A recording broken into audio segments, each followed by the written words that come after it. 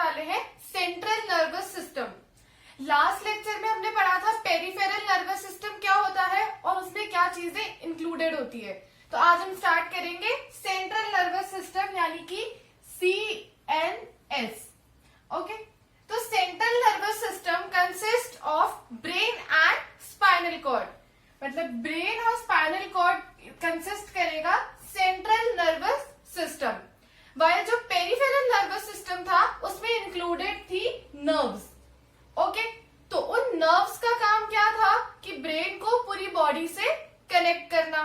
Okay, now अभी इसमें हमें ब्रेन एंड स्पाइनल कॉर्ड के डिटेल स्टडी करनी है।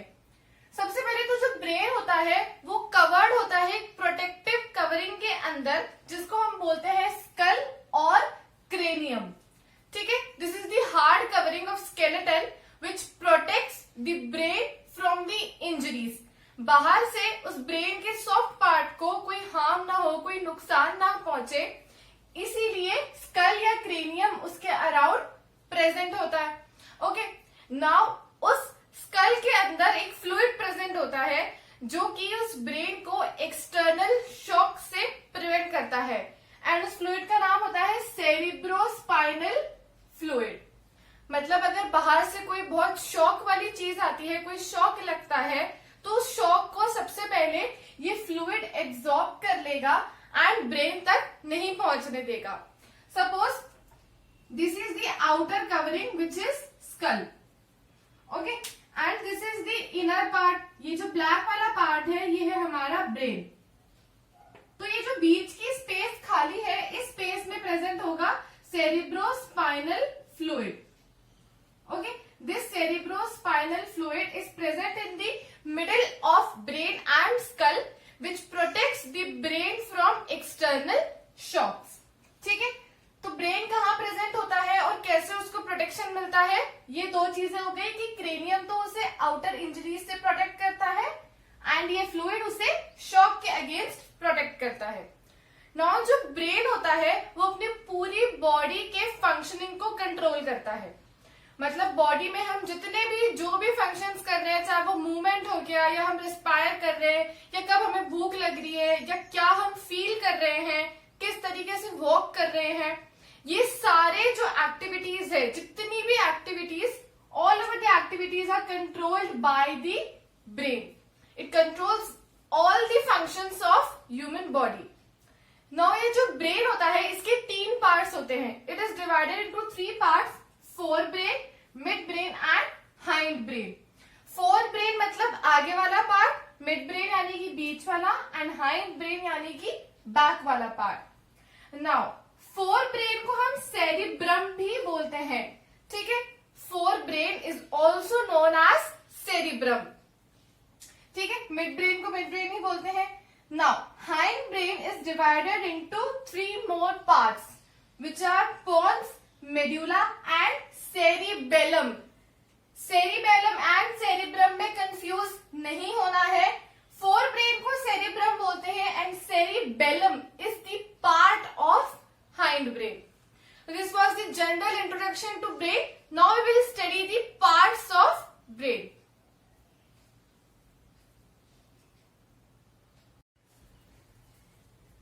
Okay, so we will start with the fore brain.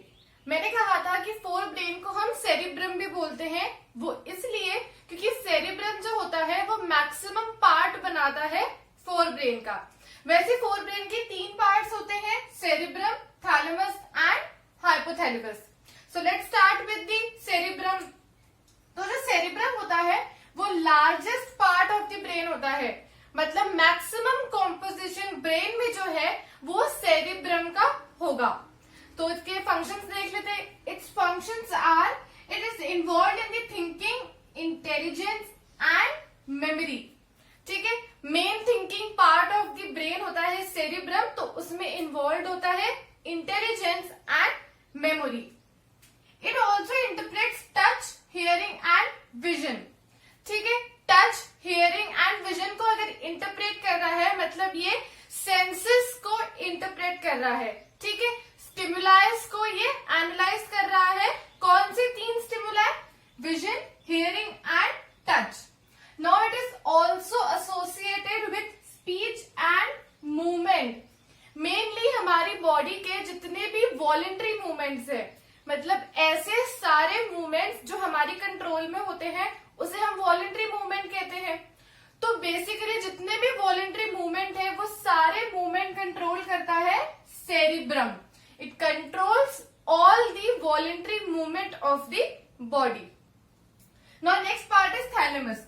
Thalamus जो होता है बहुत ही छोटा स्ट्रक्चर होता है। It is the small structure and is responsible for the formation of new memories and storing of past experiences। ठीक है, जो नई मेमोरीज बनती है जहां पे वो स्टोर होती है, एंड पुराने जो एक्सपीरियंस है या पुरानी जो मेमोरीज है वो, एंड नई मेमोरीज कहाँ पे स्टोर होती है? थैलेमस में। ठीक है, नई मेमोरीज बनाना एंड पुराने एक्सपीरियंस स्टोर करने का काम होता है थैलेमस का। Now the third part is hypothalamus. It is located below the thalamus. ठीक है, ये थैलेमस के नीचे लोकेटेड होता है, वो स्ट्रक्चर कहलाएगा हाइपोथैलेमस। ठीक है, क्योंकि ये थैलेमस के नीचे है that's why it is known as hypothalamus. इसके फंक्शंस क्या क्या होंगे? It regulates the body temperature. हमारा जो बॉडी टेम्परेचर है वो एक मेंटेन्ड होता है, तो उसको मेंटेन करने में हेल्प करता है hypothalamus.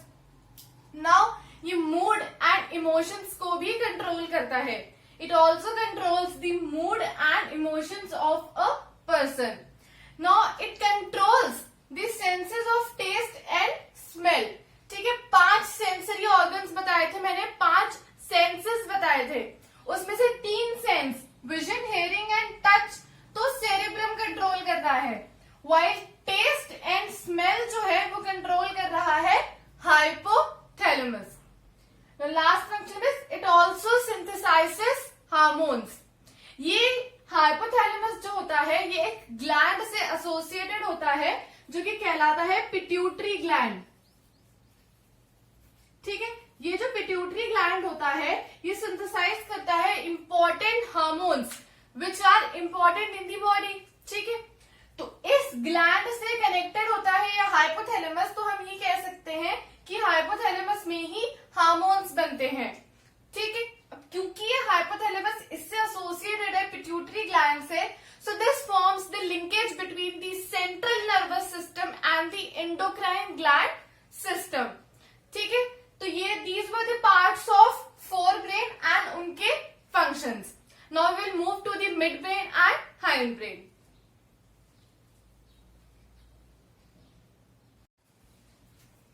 Okay, now will start with the mid brain.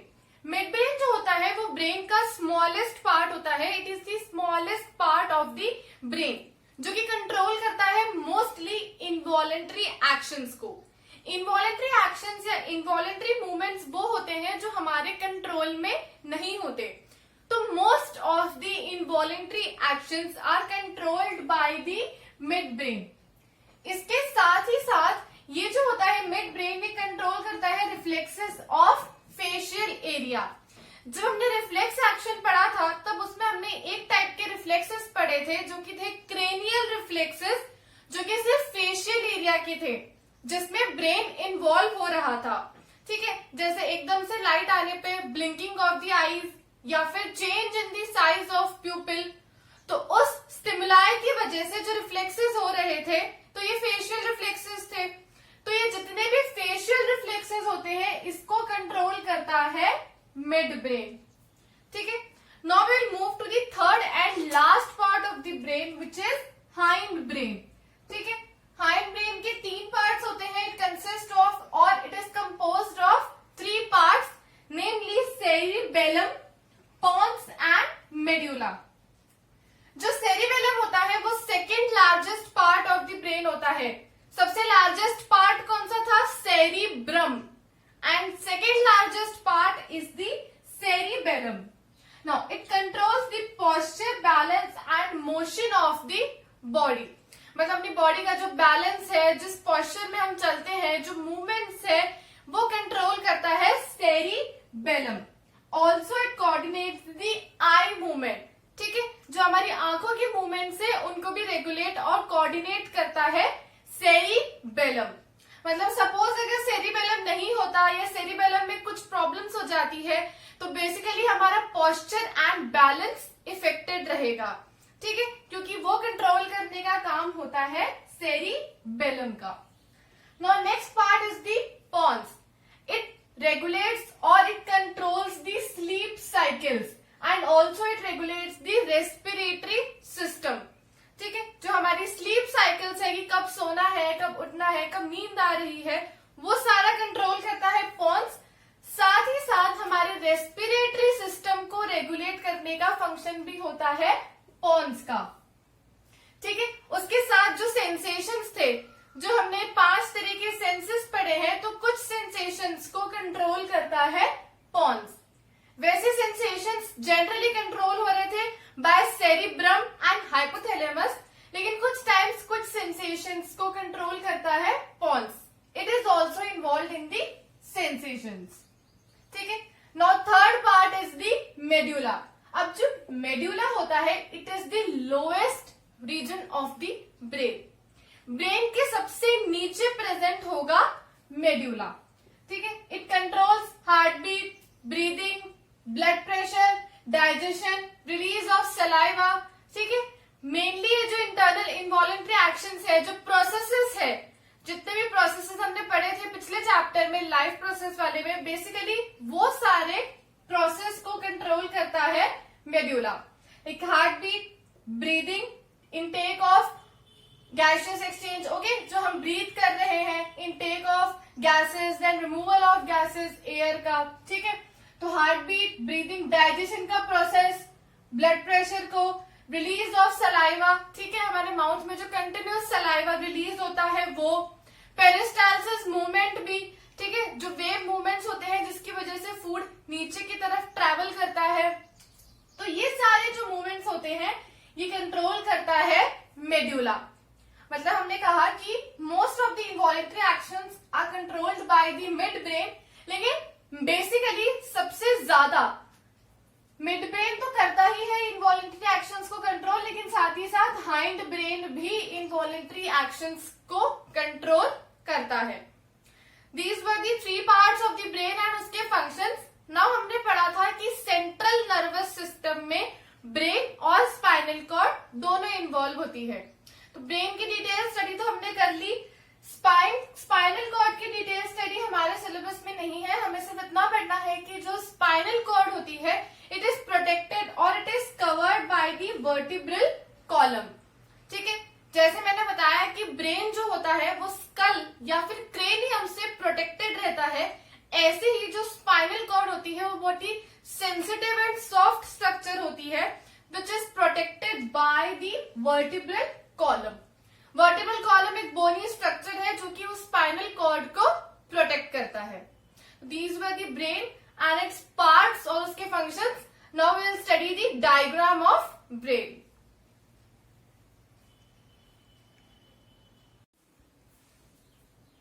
Now this is the diagram of the human brain, जिसमें देखो हमें दिख रहा है कि आउटर मोस्ट रेड कलर से जो बना रखा है, इट इज क्रेनियम, यानी कि ये एक स्केलेटल पार्ट है, बोनी स्ट्रक्चर है जो कि अंदर वाले ब्रेन को प्रोटेक्ट कर रहा है। It is known as cranium और स्कल। नाउ स्कल के अंदर ये जो सबसे बड़ा वाला पार्ट हमें दिख रहा है, ये ऊपर वाला part, it is cerebrum, which is the largest part of the brain. जैसे कि डायग्राम में दिख रहा है, most of the area of brain is covered by cerebrum, which is the main thinking part of the brain. Now this is the thalamus, ठीक है, ये जो बीच वाला पार्ट है, दिस थैलेमस, एंड थैलेमस के नीचे प्रेजेंट है हमारा हाइपोथैलेमस, ठीक है, थैलेमस के नीचे है इसलिए it is known as hypothalamus. तो ये तो हो गए 3 पार्ट्स 4 ब्रेन के। नाउ मिड ब्रेन हमारा यहाँ सेंटर में प्रेजेंट होता है, it is the mid brain, ठीक है, इसके कोई पार्ट्स नहीं होते। नाउ हाइंड ब्रेन के हमारे पास 3 पार्ट्स थे, cerebellum, pons and medulla, in which the cerebellum is known as the second largest part of the brain. जैसे कि इस एरिया से पता चल रहा है कि इस बड़े एरिया के बाद उसके बाद वाला साइज इसी का है, तो cerebrum is the largest part of the brain and cerebellum is the second largest part of the brain. ठीक है, उसके बाद आता है पॉन्स जो कि यहाँ पे लोकेटेड है, एंड मेड्यूला जो कि हमने पढ़ा था कि it is the lowest part of the brain. देखो ब्रेन के सबसे एंड में प्रेजेंट है मेड्यूला। ठीक है, एंड मेड्यूला के बाद फिर यहाँ से स्पाइनल कॉर्ड स्टार्ट हो रही है। तो ये था ह्यूमन ब्रेन का डायग्राम और ये था हमारा आज का topic human brain, its parts and it's functions. Thank you for listening.